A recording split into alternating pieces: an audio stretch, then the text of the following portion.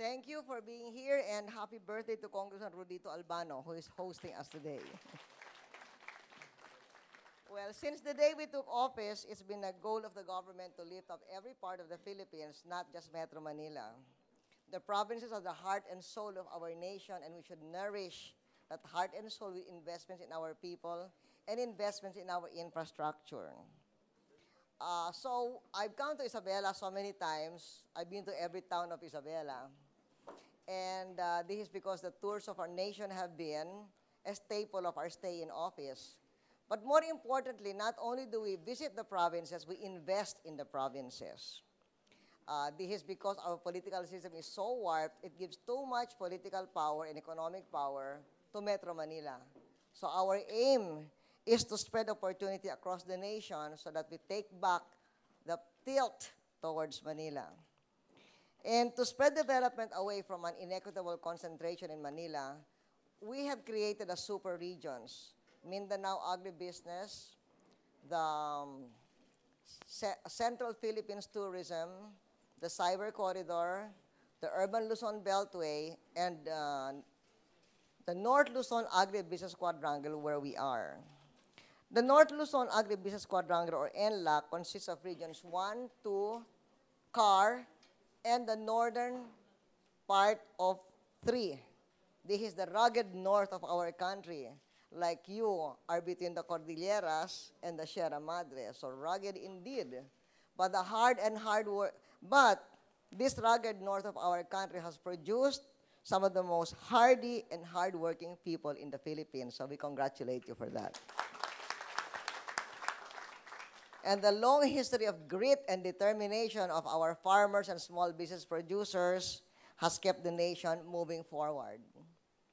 Hardworking people want a good job, good wages, a good education for their children.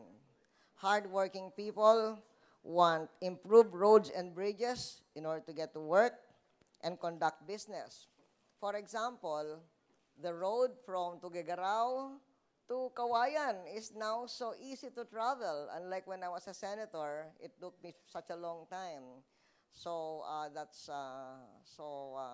and the bridges, we're going to look at the Delfin Albano Bridge later on, which was built for 500 million pesos.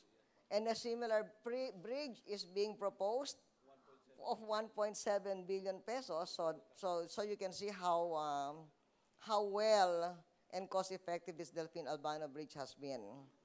And now hardworking people also want more support in science and technology, and that nowhere is that more important than agribusiness during El Nino, which has been the subject matter of our meeting today, cabinet level. Because for El Nino, we need science and technology to make up for what nature does not give, and also to mitigate the impacts of a harsh nature environment. So, of course, preparing for El Nino, the important thing is to have irrigation systems. And our administration has invested in irrigation in NLAC. In NLAC, more than 700,000 hectares have already been irrigated, either through restored, rehabilitated, or new irrigation systems. Later on, for restored for instance, we have been able to irrigate 150,000 hectares of farmland from small irrigation systems. And later on, we're going to look at the Delfin Albano irrigation system, which is a DAR project, which is irrigating how many hectares? Around 200 hectares. And it can expand up to 1,000 hectares. But our priority is, instead of new irrigation systems, we feel that for the same amount of money, we can irrigate more hectares, especially now that it is El Nino time, if we do repair and rehabilitation, rather than new irrigation systems that will take years to develop and to bear fruit. So that's my introductory statement, so that we have something to eat to chew on over lunch. And of course, the media are are invited to ask questions if, especially RTAP, the chairman of the task force is here, the members of the task force are here. In general, what we discussed is that with El Nino, the problem of food for the consumers is not really going to be there because we have already been able to import the rice that's needed. The problem is really for the farmers who will lose their income or losing their income because they are not able to harvest. And the main solution that we agreed on is that there will be emergency employment for them in desilting rivers, like Cagayan River, and also repairing irrigation systems. They will also be given some relief or moratorium or postponement of the payment of irrigation fees, and then loan restructuring from government banks. So that's the gist of what we agreed on during our El Nino Task Force meeting today. So if you have any other questions, you can ask any member of the El Nino Task Force who are here. In this head table, we have Celia Yanko of DSWD, Peter Favil of DTI, Nasser Pangandaman of DAR, Vic Domingo of DPWH, RTAP is somewhere here, and Sunny Alvarez joined us. Bert Gonzalez is also with us, Vice Chairman of the Task Force in his capacity as Chairman of the NDCC. Horace Ramos of DNR is here. The President Tampinco of NAPOCOR is here because he wants to explain the brownouts.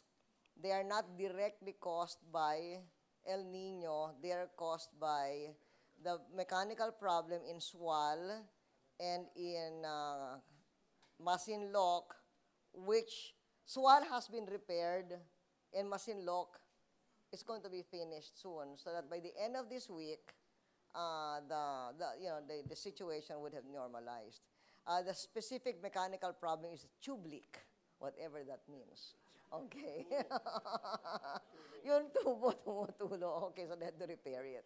Okay. So thanks, and I see some of the mayors here. Thank you so much for joining us today. Okay, so let's have Rudy's lunch, Rudito's lunch. and our members of the task force are welcome to answer any of your questions. Thank you.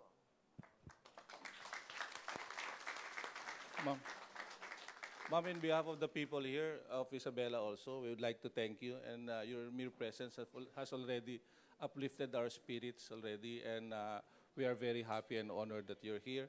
And maski na ganito na yung hirap namin, dahil lang sa pagdating mo, ma'am, tuwan-tuwa na kami at kontentong-kontento na po kami sa pagdating mo lang at pagsabi mo na aayusin mo po yung problema namin. So, kontento na po kami dyan, ma'am. And naniniwala kami sa galing at talino na ipinakita mo ngayon na sana may pagpatuloy pa natin itong programa mo sa next administration bilang isang speaker para may dire-diretso ulit natin lahat ng programa at saka yung vision mo para hindi po maputol itong pananaw mo at itong pagmamalasakit mo po dito po sa tao, lalo-lalo na po dito sa lalawigan ng Isabela, sa Carino at saka sa Region 2. At natutuwa po kami na dito sa Isabela, ina-assure na kita, ma'am, may 4 ka na naboto kagad sa speakership. Thank you.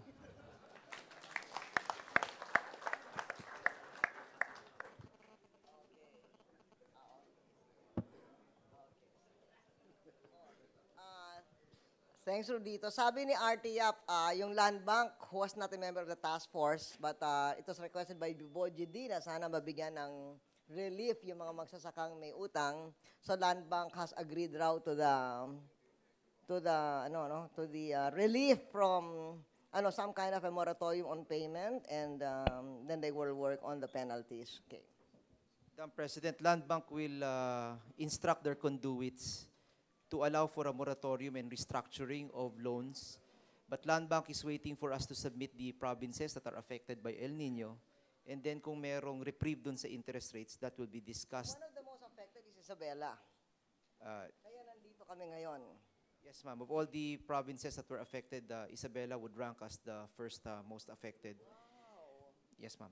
And in terms of irrigation fees from the National Irrigation Administration, we have ordered a moratorium this morning. So hindi po we will move this back. And as the President has ordered emergency jobs creation, all the national infrastructure programs of the government are going to be immediately downloaded. Specifically irrigation, repair, and the silting of the rivers. Basically, those are the broad strokes for emergency food assistance, Madam President. We will discuss this with the SWD and the local governments. Power has been discussed by NAPOCOR, and in fact, Secretary Reyes is conducting a press con in Manila right now to assure our people about the stability of power. Okay. Thank you, Madam President. Thank you po.